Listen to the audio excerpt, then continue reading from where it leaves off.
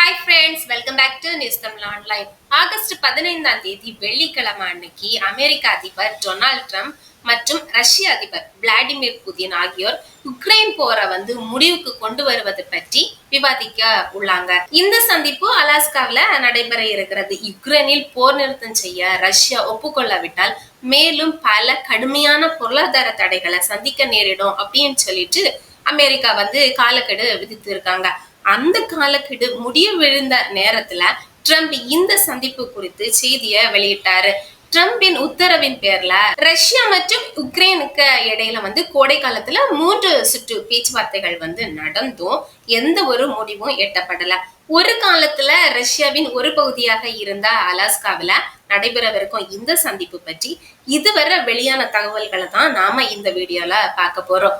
அதுக்கு முன்னாடி நீங்க இன்னும் நம்ம சேனலை சப்ஸ்கிரைப் பண்ணல அப்படின்னா மறக்காம சப்ஸ்கிரைப் பண்ணுங்க. மேலும் உங்க ஃப்ரெண்ட்ஸ் அண்ட் ஃபேமிலிக்கும் நம்ம சேனலை ஷேர் பண்ணுங்க. வாங்க வீடியோக்குள்ள போகலாம்.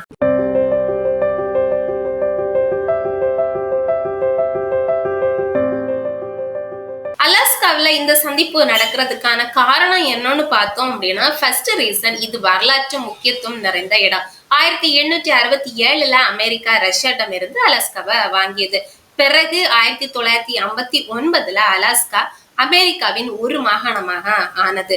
ரஷ்யாவுக்கு சொந்தமான ஒரு பழைய இடத்துல இந்த சந்திப்பு நடக்கிறது ஒரு வரலாற்று முக்கியத்துவம் வாய்ந்த நிகழ்வா இருக்கு. அது மட்டும் இல்லாம ரஷ்யாவின் அதிபர் உதவியாளர் யூரி யுஷாக்கேவ் அமெரிக்காவும் ரஷ்யாவும் அண்டை நாடுகள் என்பதையும் பெரிங் ஜலசந்தி தான் இரு நாடுகளையும் பிரிக்கிறது என்கிறதையும் சுட்டி காட்டி இருக்கிறாரு. இதனால பெரிங் ஜலசந்தியை தாண்டி அலாஸ்காவில இரு நாடுகளின் தலைவர்களும் சந்திப்பது சரியானதாக தோன்றுகிறது அப்படின்னு சொல்லிட்டு அவரு சொல்லியிருக்காரு. ஹிஸ்டரியில பார்த்தா அலாஸ்கா இதுக்கு முன்பும் ஒரு முக்கியமான நிகழ்வுல மையமா இருந்திருக்கிறது. 2021 மார்ச் மாதத்துல அப்போதைய அமெரிக்க அதிபர் ஜோ பைடனின் தூதுக்குழு சீனாவின் பாதுகாப்பு குழுவை அலாஸ்காவின் ஆங்கரேஜில் சந்தித்தது. ஆனா அந்த சந்திப்பு சரியா அமையல. சீன அதிகாரிகள் அமெரிக்கர்கள் உயர்வு மனப்பான்மை மற்றும் பாசாங்குத்தனம் கொண்டவர்கள் அப்படின்னு சொல்லிட்டு குற்றம் சாட்டினாங்க. சரி, இப்போ ட்ரம்ப்பும் புதினும் அலாஸ்காவில எங்க சந்திப்பாங்க அப்படின்னு பார்த்தோம் அப்படின்னா, அமெரிக்க அதிபர் டொனால்ட் ட்ரம்ப்பும் ரஷ்ய அதிபர் விளாடிமிர் புதினும் அலாஸ்காவினோட மிகப்பெரிய நகரமான ஆங்கரேஜில் சந்திப்பார்கள் அப்படின்னு சொல்லிட்டு வெள்ளை மாளிகை செவ்வாய்க்கிழமை அன்று, அதாவது ஆகஸ்ட் 11ஆம் தேதி உறுதிப்படுத்தி இருக்காங்க. இந்த சந்திப்பு அலாஸ்காவின் மிகப்பெரிய ராணுவ தளமான எல்மண்ட் ஆஃப் ரிச்சர்ட்சன் கூட்டு தளத்துல நடக்கும். இந்த தளம் சுமார் 64,000 ஏக்கர் பரப்பளவு கொண்டது. ஆர்டிக் பகுதியில அமெரிக்க ராணுவம் எப்பவும் தயாரா இருக்கிறதுக்கு இது ஒரு முக்கியமான பிளேஸ். இந்த சந்திப்பு பற்றி ட்ரம்ப் பேசும்போது, இந்த சந்திப்பு நடக்க இருக்கிற இடம் பல காரணங்களுக்காக மிகவும் பிரபலமானது அப்படின்னு மட்டும் கூறினாரு. ஆனா அது அலாஸ்காவில இருக்குன்னு அவர் அப்போது வெளியிடல. ஓகே, ட்ரம்ப் புதின் இவங்களோட சந்திப்பின் பின்னணி என்னன்னு பார்த்தோம் அப்படின்னா, உக்ரைன் போற முடிவுக்கு கொண்டு வரணும். உக்ரைன் போற முடிவுக்கு கொண்டு வருவதுல ட்ரம்ப் தீவிரமா முயற்சி செய்து வருகிறாரு. ஆனா இதுவரை அவருக்கு பெரிய வெற்றி ஒன்னும் கிடைக்கல. ட்ரம்ப் தான் மீண்டும் அதிபரானால் 24 மணி நேரத்துல ரஷ்யா உக்ரைன் போற முடிவுக்கு கொண்டு வரதாக தேர்தல் பிரச்சாரத்தின் போது உறுதியளிச்சிருந்தாரு. 2022 ரஷ்யா உக்ரைன் மீது படையெடுத்த போது தான் அதிபராக இருந்திருந்தால் இந்த போர் நடந்திருக்காது அப்படின்னும் பல முறை குறிப்பிட்டிருந்தாரு. கடந்த மாதம் பிபிசிக்கு அளித்த பேட்டியில புதினால தான் ஏமாற்றம் அடைந்ததாக ட்ரம்ப் கூறினாரு. அதையடுத்து ஆகஸ்ட் 8ஆம் தேதிக்குள் ரஷ்யா போர் நிறுத்தம் செய்ய வேண்டும் அல்லது கடுமையான அமெரிக்க தடைகளை சந்திக்க நேரிடும் அப்படின்னு சொல்லிட்டு ட்ரம்ப் புதினுக்கு காலக்கெடுவையும் விதித்தாரு. இந்த காலக்கெடு முடிவடைந்த நேரத்துல ஆகஸ்ட் 15ஆம் தேதி புதினை நேர்ல சந்திப்பதாக ட்ரம்ப் தெரிவித்தார். இந்த சந்திப்புக்கு முன்னதாக அமெரிக்க சிறப்பு தூதர் ஸ்டீவ் விட்காஃபே மாஸ்கோவில் புதினை சந்திச்சு பேசினது மிகவும் பயனுள்ளதாக இருந்ததாகவும் ட்ரம்ப் தெரிவித்திருந்தார். இரு தலைவர்களும் சந்திப்பதற்கு முன்பே போர் நிறுத்தம் அறிவிக்கப்படும் அப்படின்னு சொல்லிட்டுள்ள ஊகங்களை வெள்ளை மாளிகை நிராகரித்துள்ளது. திங்கட்கிழமை செய்தியாளர்களிடம் பேசிய ட்ரம்ப் இந்த சந்திப்பின் முக்கிய நோக்கம் போற முடிவுக்கு கொண்டு வர புதினை வலியுறுத்துவதுதான் அப்படின்னு சொல்லிட்டு சொன்னாரு. இது உணர்ச்சி பூர்வமான சந்திப்பாக இருக்கும் அப்படின்னு கூறினாரு. ஓகே, அலாஸ்காவில நடக்கும் சந்திப்புல உக்ரைன் கலந்து கொள்கிறதா அப்படின்னு சொல்லிட்டு கேட்டோம் அப்படின்னா, இதுக்கான பதில் இன்னும் உறுதியா தெரியவில்லை. திங்கட்கிழமை வந்து இந்த கூட்டம் பற்றி பேசிய ட்ரம்ப், செலன்ஸ்கி கலந்து கொள்ளலாம்னு நினைக்கிறேன், ஆனா அவர் வந்து இதற்கு முன் பல கூட்டங்கள்ல வந்து கலந்து கொண்டிருக்கிறார் அப்படின்னு சொன்னாரு. அலாஸ்கா சந்திப்புக்கு பிறகு தான் வந்து முதலில் அழைக்க போகும் நபர் செலன்ஸ்கி தான் அப்படின்னும் ட்ரம்ப் வந்து தெரிவிச்சிருந்தாரு. புதன்கிழமை, அதாவது ஆகஸ்ட் 13 அன்னைக்கு ட்ரம்ப் வந்து புதினுடன் சந்திப்பதற்கு முன் செலன்ஸ்கியுடன் காணொலி மூலம் பேசுவார் அப்படின்னு சொல்லிட்டு வெள்ளை மாளிகை அதிகாரி ஒருவர் வந்து கூறினாரு.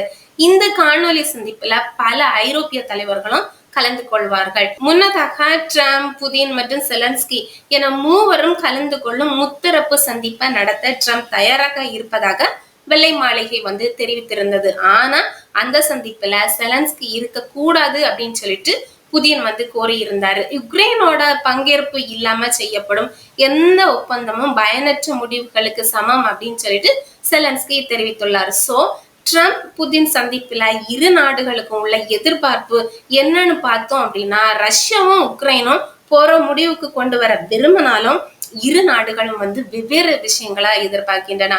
ஒரு தரப்பு விரும்புறத இன்னொரு தரப்பு வந்து கடுமையாக எதிர்க்கிறது.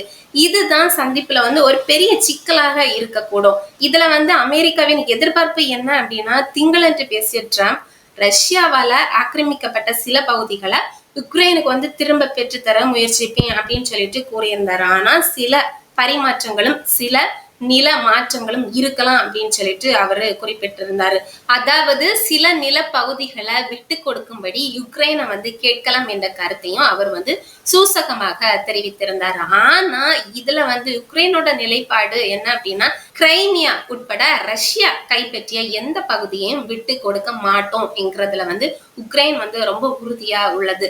செலன்ஸ்கி இந்த வாரம் பேசும்போது நிலங்களை மாற்றிக்கொள்ளும் எந்த யோசனையையும் ஏற்றுக்கொள்ள போவதில்லை அப்படின்னு சொல்லிட்டு திட்டவட்டமாக கூறிட்டாரு. ரஷ்யா செய்த தவறுக்கு நாங்கள் பரிசு வழங்க முடியாது அப்படின்னு சொல்லிட்டு தன்னோட நிலைப்பட்ட தெளிவுபடுத்தி இருக்காரு. ஆகவே இரு தரப்பிற்கும் இடையே நிலவும் இந்த முரண்பட்ட கருத்துக்கள் சந்திப்புல வந்து ஒரு சவாலா இருக்கும். ரஷ்ய அதிபர் புதின் தான் உறுதியாக இருக்கும் சில விஷயங்கள்ல இருந்து பின்வாங்கவே இல்லை. அதாவது ரஷ்யா யுக்ரைன்ல வந்து சில பகுதிகளை கேட்டு வருகிறது. அடுத்தது யுக்ரைன் நடுநிலை நாடாக இருக்க வேண்டும் அப்படின்னு சொல்லிட்டும் அதோட ராணுவத்தின் எதிர்கால அளவு குறித்தும் அவர் பல நிபந்தனைகளை வைத்துள்ளார்.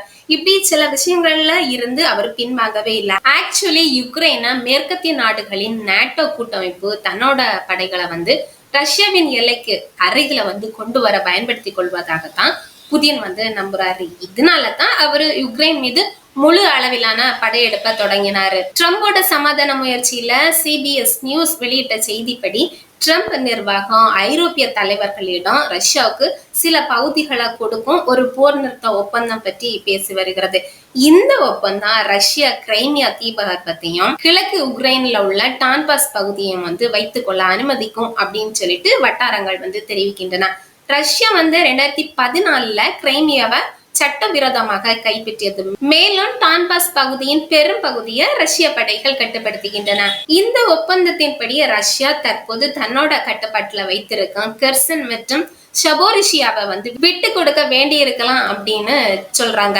அமெரிக்க துணை அதிபர் ஜேடி வான்ஸ் ஃபாக்ஸ் நியூஸ் பேசும்போது, எதிர்காலத்தில் உருவாகும் எந்த ஒப்பந்தமும் யாரையும் முழுமையாக திருப்திப்படுத்தாது அப்படின்னு கூறினாரு. அவர் இங்கு சமாதானம் தேவை, யாரையும் குறை கூற முடியாது அப்படின்னு தெரிவித்திருந்தாரு. அமைதியை ஏற்படுத்துவதற்கு ஒரே வழி மக்களை ஒன்று சேர்த்து வழி நடத்தி செல்லக்கூடிய ஒரு தலைவர் தான் அப்படின்னு சொல்லிட்டு வான்ஸ் வந்து கூறினாரு. உக்ரைன் போர் வந்து ஒரு முடிவுக்கு வருமா என்பதை வந்து இந்த சந்திப்பு தான் தீர்மானிக்க போகுது. இரு நாடுகளுக்கும் இடையே உள்ள கருத்து வேறுபாடுகள் ஒரு சமரசத்திற்கு வருமா இல்லைன்னா மீண்டும் சிக்கல் நீடிக்குமா என்கிறது வந்து இந்த பேச்சுவார்த்தைகளின் முடிவுல வந்து தெரிய வரும். ட்ரம்ப்பும் புதினும் சந்திக்கும் இந்த தருணம் உலக அமைதிக்கும் சர்வதேச உறவுகளுக்கும் ஒரு முக்கியமான திருப்பு முனையாக அமையும் அப்படின்னு சொல்லிட்டு எதிர்பார்க்கப்படுகிறது. இரு தலைவர்களும் எடுக்கும் முடிவுகள் யுக்ரைன் மக்களோட எதிர்காலத்தையும் உலகளாவிய அரசியல் சூழலையும் வந்து பெரிதும் பாதிக்கும் என்பதால இந்த சந்திப்பு உலக நாடுகளால் வந்து உன்னிப்பாக கவனிக்கப்பட்டு வருகிறது. அமைதிக்கான ஒரு புதிய பாதை திறக்குமா இல்ல அப்படின்னா பழைய நிலவரமே தொடருமா என்கிறது வந்து ஆகஸ்ட் 15 பிறகுதான் உறுதியாகும். ஓகே ஃப்ரெண்ட்ஸ், அடுத்த வீடியோல இதை போல வேற ஒரு இன்ட்ரெஸ்டிங்கான டாபிக்கோட நான் உங்களை சந்திக்க வரேன். மறக்காம நம்ம வீடியோவை உங்க ஃப்ரெண்ட்ஸ் அண்ட் ஃபேமிலிக்கு ஷேர் பண்ணுங்க. நன்றி.